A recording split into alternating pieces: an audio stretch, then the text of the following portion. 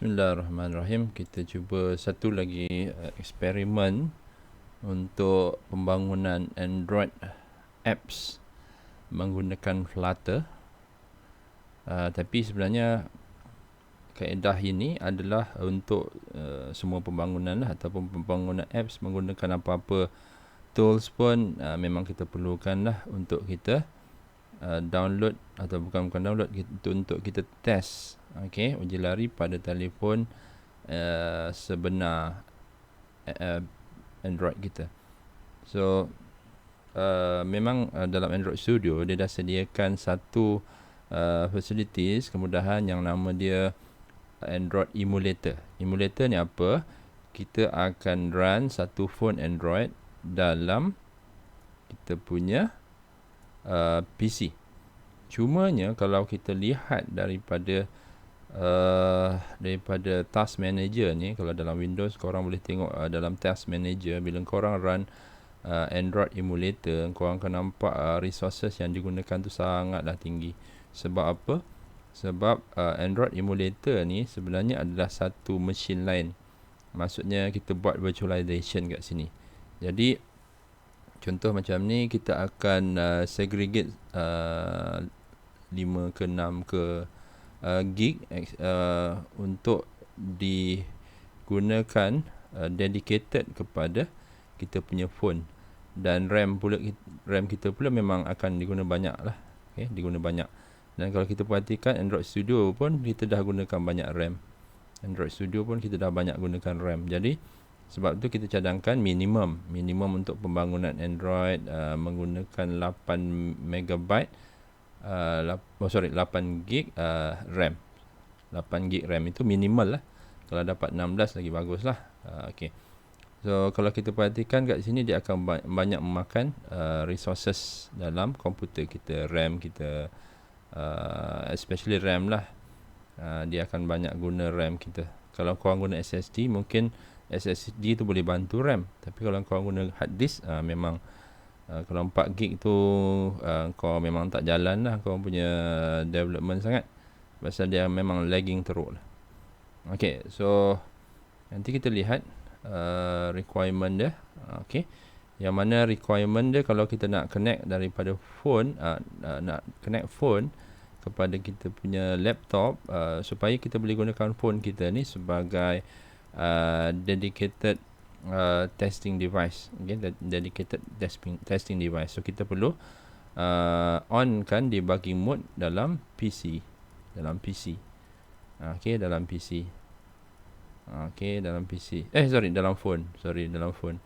Kemudian kita kena ada USB device, USB cable, dan satu lagi kita perlukan install ADB driver dalam PC kita, so that ada software yang boleh bantu untuk phone kita communicate dengan kita punya IDE ataupun Android Studio untuk buat debugging. So kita boleh push APK daripada komputer kepada phone. So siapa-siapa yang first time buat USB debugging dalam phone masing-masing, benda ni dia tak appear sebagai default. Siapa yang first time, korang kena cari developer option ni, baru korang boleh on kan dia punya USB debugging. Tapi first time untuk on kan USB developer option, korang kena pergi kat dalam about phone. Ini varies kepada macam-macam PC lah. Varies pada macam-macam PC. So korang boleh pergi kepada Android about phone ni, dalam Android bukan dalam iPhone, dalam Android saja. Setakat ni saya tunjuk dalam Android saja. And then kita kena build number ni, tekan button ni 7 kali. Sebab ini adalah satu cara untuk kita activatekan developer option. Kemudian selepas kita dapatkan 7 kali ni, baru dia akan keluar developer option punya menu dalam list, dalam setting. Kemudian korang boleh onkan USB debugging, dan sebelum dia communicate, dia akan minta kita pairkan dia punya key ni, RSA key ni, dan allow lah, pastikan allow, pastikan allow, check ni allow, dan klik OK. Itu kemudian berlakunya. Kemudian apabila kita dah berlakunya ni lah connection. Tapi sebelum tu korang kena install ni lah USB debugging. Universal ADB drivers. Okay. Dan korang boleh juga kalau nak gunakan Visor lah. So apa yang aku buat nanti sekarang ni adalah macam mana aku nak buat apa tadi, nak activate USB debugging, developer option. USB debugging tu dalam developer option. So korang boleh pergi ke setting ya, setting dalam phone setting dalam phone ini. Korang nampak setting ni kan, yang gambar-gambar gear ni. Okay. So setting ni korang boleh pergi ke about phone. Ni adalah developer option. Nampak ni developer option. Sorry, tarik sikit ni developer option. Korang nampak developer option? Tak nampak kan? Kalau korang tak nampak developer option ni dalam about phone, okay, kita get back. Okay, bawah about phone ni ada developer option. Korang punya tak ada kan? Kalau korang punya tak ada, maksudnya kita tak activatekan lagi developer mode. Kita tak activate. Nak activate, korang kena pergi sini, about phone. About phone, lepas tu korang akan nampak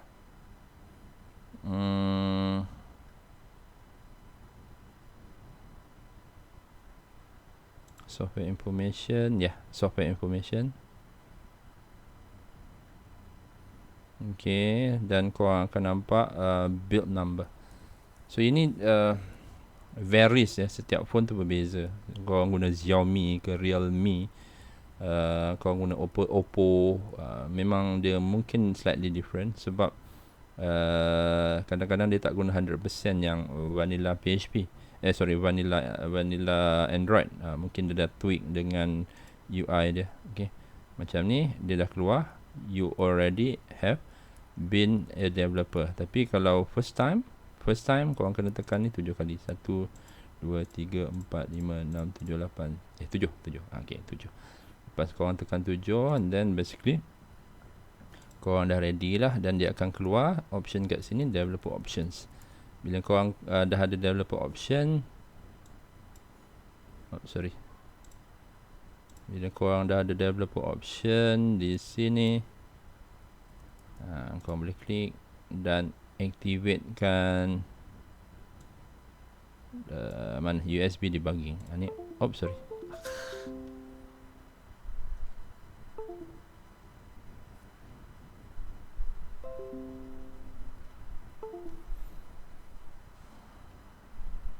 okay.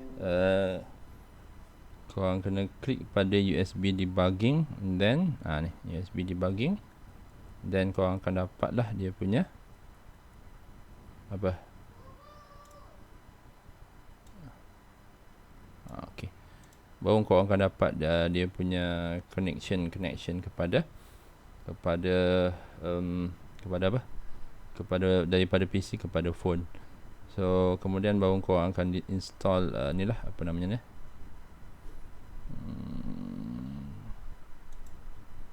install apa ni, ni install ni. Okay, daripada adb clockworkmode.com. So download, korang install lah.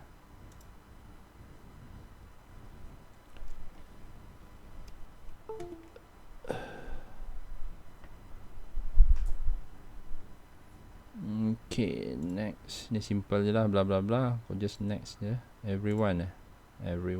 Okay. Senang je. Just next. So it's already installed. Okay, next. Okay, yes.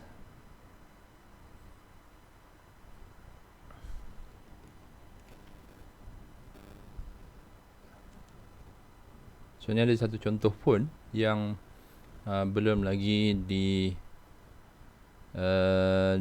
set dia punya developer option. So bila tak boleh nak set developer option, by right dia tak boleh nak connect lah. Okay, so aku tunjuk ni, nampak ni, korang pergi kat setting.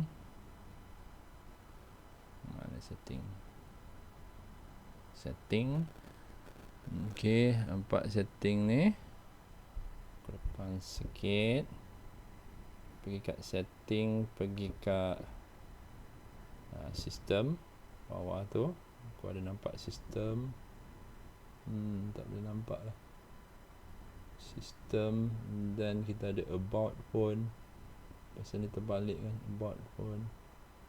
Dan korang akan nampak, aku dah nampak build number. Ada satu kat sini build number.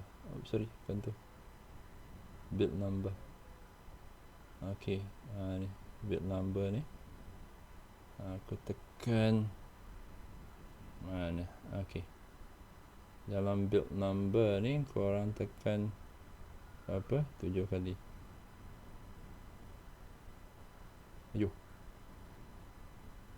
7 kali. Okay, so dia akan keluar macam tu. You are already a developer. Okay, so lepas dah okay, selepas kita dah set dia punya mana? Okay, so sekarang kau akan nampak dia punya mana? Developer option tu. Okay, ni developer option. Okay, developer option. Then korang akan on kan. So aku gunakan ni lah visor sekejap, so that boleh nampak clear dalam sini. Boleh tak? Okay, belum lagi. Okay, tak boleh lah. Okay, so pastikan korang pergi kat ni lah. Kalau siapa-siapa yang ada phone baru tu, pastikan korang pergi kepada developer options. Dan korang akan nampak kat sini ni USB debugging. USB debugging. Okay, USB debugging. USB debugging. Mana nampak? Tak nampak. Aduh. Okay, USB debugging. Okay, so nanti dia kata allow USB debugging. Dia kata macam tu, allow USB debugging. Korang tekan OK je lah.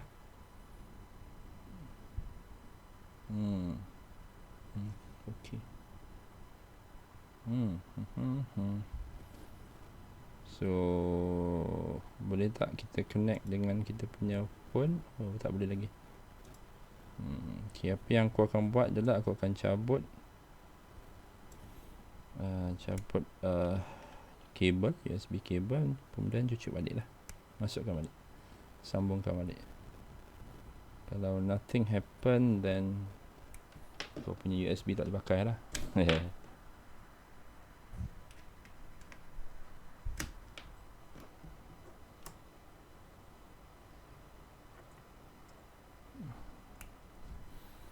USB kabel pun sebenarnya ada dua jenis.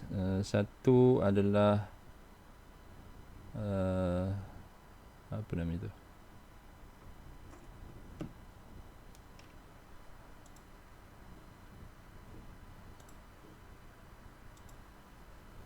Visor.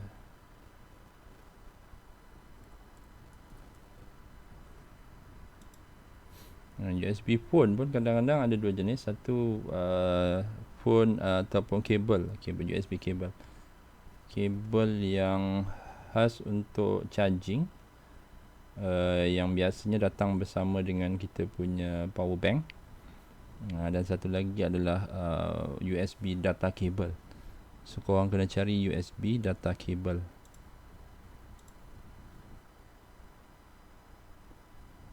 Tak appear. No actual device. So by right cable dia problem lah. Okay, tak apa.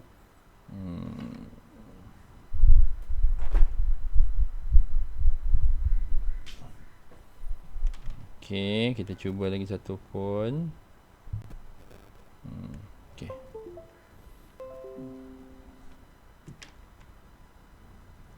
Oh, okay, sorry. Kadang-kadang USB dia ada problem. Yalah, USB ada problem lah. Ataupun korang punya USB port ada problem. Tak apa, aku try USB port yang lain. Okay. Nanti sebenarnya bila korang ni tak boleh nampak juga ni rasanya. Sekejap, visor. Aku guna visor ni sebenarnya untuk screencast daripada phone kepada PC. Pada PC.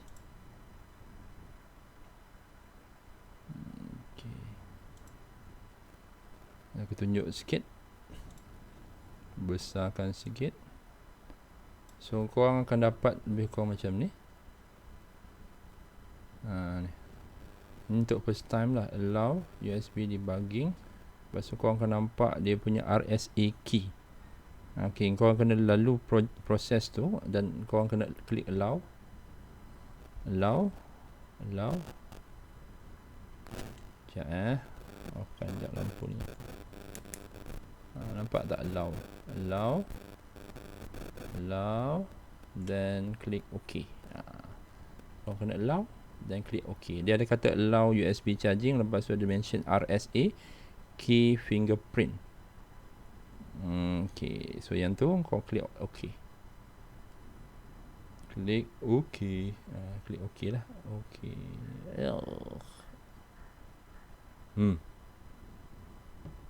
Maju sampai. OK.